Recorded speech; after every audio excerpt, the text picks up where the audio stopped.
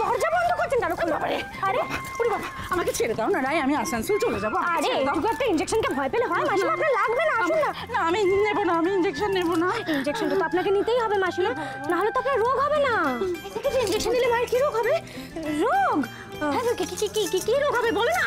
খুব ভয়ানক রোগ, খুব ভয়ানক। থ্রম্বোফিভার ক্যালকুলাস। এটা কি? সেটা হলো মায়ের জন্য মেয়ের কষ্ট পাওয়ার রোগ, সাথে অবশ্য ডাবল ডেড গ্যালেরিয়াও হতে পারে। Double dead? ডেড মানে তো মরে যাওয়া। ডাবল ডেড মানে কি? ডেড মানে মরে যাওয়া, আর ডাবল ডেড মানে হলো মরো মরো। কি সাংঘাতিক বাবা। রাই আমি বললাম তোমাকে হেল্প করি, দাঁড়াও। ও মা, ও দিদি এদিকে আসুন, এদিকে আসুন, এদিকে আসুন দিদি, এইদিকে এদিকে আসুন না, আসুন আসুন আসুন আসুন। তুমিও ওর হাতে হ্যাঁ মেলাচ্ছ। আরে দিদি আপনি চিন্তা করছেন কেন? ও তো বললো না ডাবল ডেড মানে কি মরো মরো। আপনি মরবেন না, মরো মরো হবেন। মরে যাওয়ার চান্স আছে? যেতেও পারে, তাতে অবশ্য আপনার সুবিধাই হবে ম্যাডাম। জানেন তো কেউ মরে গেলে না তার কথা খুব মনে পড়ে, আর টানও বাড়ে। কোনো দরকার নেই, আমার মা মরবে না, আমার কাছে থাকবে, বুঝেছো? কোনো ইনজেকশন দেওয়ার কোনো প্রয়োজন নেই। আমার মা আমার কাছে থাকবে, বাস আমার কাছে থাকবে। হ্যাঁ আমার কাছে থাকবে, কোথাও যাবে না তুমি, কোথাও যাবে না।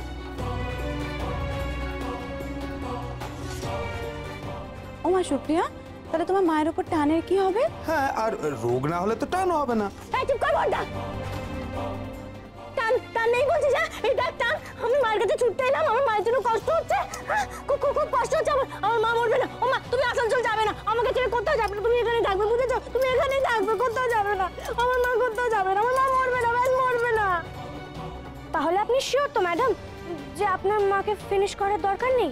একদম না, তুমি একদম আমার মায়ের ধারে কাছে আসবে না। ওই ইনজেকশন ফেলে দাও তুমি।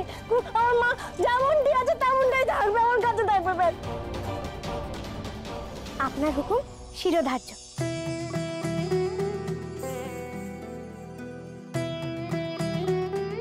আরে বাবা, আপনারা সকলে এখানে কি করছেন? ম্যাডামকে ওনার মায়ের সঙ্গে মিটিং করতে দিন। চলুন চলুন চলুন চলুন।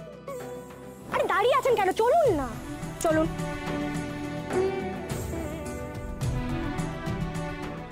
কি মা, আমার তুমি না আমাকে ছেড়ে কোথাও যাবে না, তুমি সব সময় আমার পাশে থাকবে, বলো? তুমি মরবে না, আমার কাছে থাকবে, আমার কাছে থাকবে, সব সময় আমার কাছে থাকবে, সব সময় কাছে থাকবে আমার মা, আমার মা।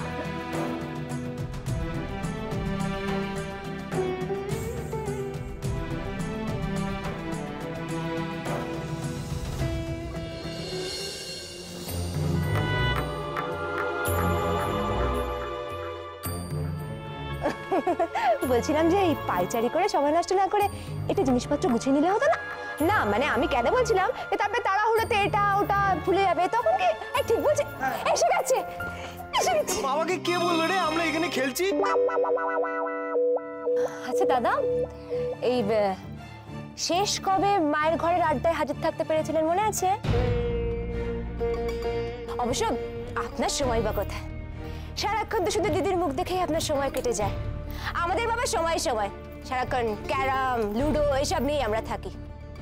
ভাগ্যিস রাই এসেছিল তাই না? তবেই তো আপনি অন্য মুখগুলো দেখারও সুযোগ পেলেন। তাই দুর্বা, তোমার হঠাৎ তো চুল। বড়দা তো টানটা তো শেষ করতো, বৌদি মেজদা হারবে বলে এমনিতেই মত। পেনাল্টি পেনাল্টি খেল পেনাল্টি। হবে না হবে না হবে না হবে না হবে না হবে না হবে না হবে না হবে না হবে না। ও ফাউল ফাউল হয়েছে, ফাউল। ক্রিকেট নে, ইনডাইরেক্ট ক্রিকেট নে। বাবা, হ্যাঁ বাবা, মা বলেছে কাল আমাদের স্কুলে যাবে ফাংশন দেখতে। আরে শাবাশ, এ তো দারুণ খবর। কি বললি? হ্যাঁ গো বাবা, মা নিজের মুখে বলেছে। মা নিজে বলেছে? হ্যাঁ গো। আমি বলছি বড়দা, রাই নিশ্চয়ই কিছু বুঝিয়েছে, নইলে অসম্ভব সম্ভব হতো না কোনোদিন।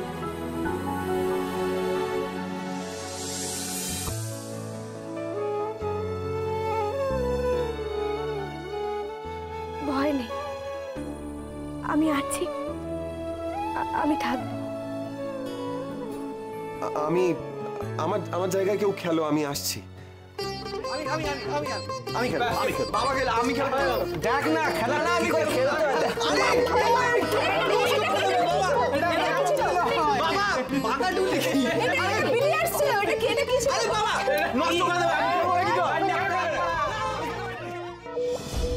স্কুল টিচার শুধু রজতকে ফোন করবে আর রজত গুড়িয়াস টিচারকে ফোন করবে। একবার সামনাসামনি দেখা হোক, তারপর কি করবো বলতো? কি করবো বলতো? কি ব্যাপারে ম্যাডাম? হ্যাঁ কিছুটা একটু করতে হবে। এই বসে শোনো, বলছি সেক্রেটারি, তুমি না তুমি আমাকে ওই ফাংশনে দিনের মতন সুন্দর করে সাজিয়ে দেবে, কেমন? আমার একটা শাড়ি গয়না তুমি বেঁচে দাও, হ্যাঁ ওই সুন্দর করে সাজাবে আমাকে, ভালো দেখবে। দেখেছিলে? আমি দেখেছিলাম রজত না ফাংশনের দিন শুধু আমার দিকে তাকিয়েছিল, কারোর দিকে তাকাইনি, এটা আমি দেখেছিলাম। এই দেখো, কিন্তু জিনিসগুলো জোগাড় করতে হবে। বাবা এই ব্যাগটা নেই না, এটাতে কি হবে ম্যাডাম? হাতিয়ার থাকবে এটাতে, আমার হাতিয়ার থাকবে।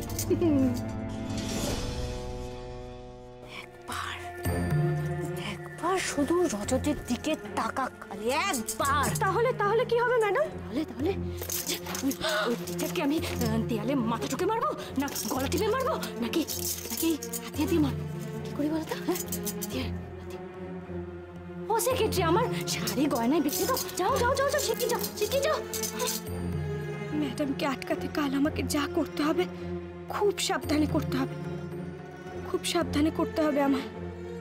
বাচ্চাদের স্কুলের ব্যাপার, তাড়াহুড়োয় কিছু একটা করতে গিয়ে যদি ওদের স্কুল থেকে এই যে ম্যাডাম। সুপ্রিয়া, সুপ্রিয়া, গুড়িয়া গুবলাই আমায় বললো তুমি নাকি বলেছো কাল ওদের স্কুলে যাবে। যাবো তো, আমি যাবো ওদের স্কুলে। আরে দেখো সেক্রেটারি আমার জন্য না শাড়ি গয়না বেঁচে রেখেছে, আমি যাই। হ্যাঁ পিসি আর মাকে এই শাড়ি গয়নাটা দেখে আসি। কাল প্রথমবার আমি গুড়িয়া গুবলাই স্কুলে যাবো, আমি দেখে আসি।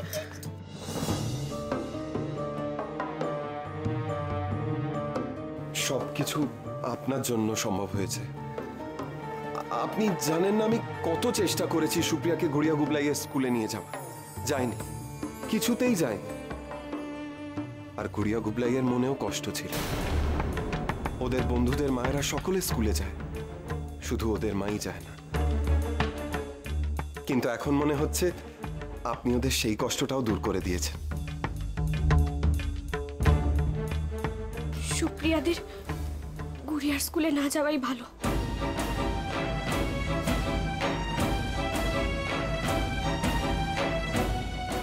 কেন? আমি কথাটা কাউকে বলতে পারছি না।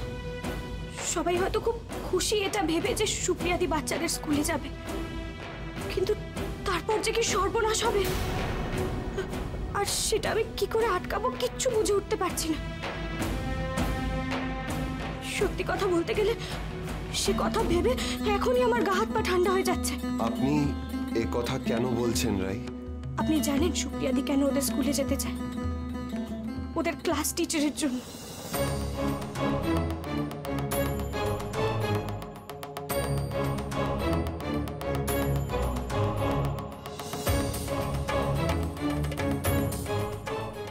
কাল যে আমি গুড়িয়া গুবলাই স্কুলে যাচ্ছি না, তার একটা বিশেষ কারণ আছে। গুড়িয়ার টিচার ওকে শায়েস্তা করতে হবে। কালকে যাবো, ওই 2-4টে চড় মেরে দেবো, একদম ঠিক করে দেবো, শায়েস্তা করবো। কে আমি দেখি না।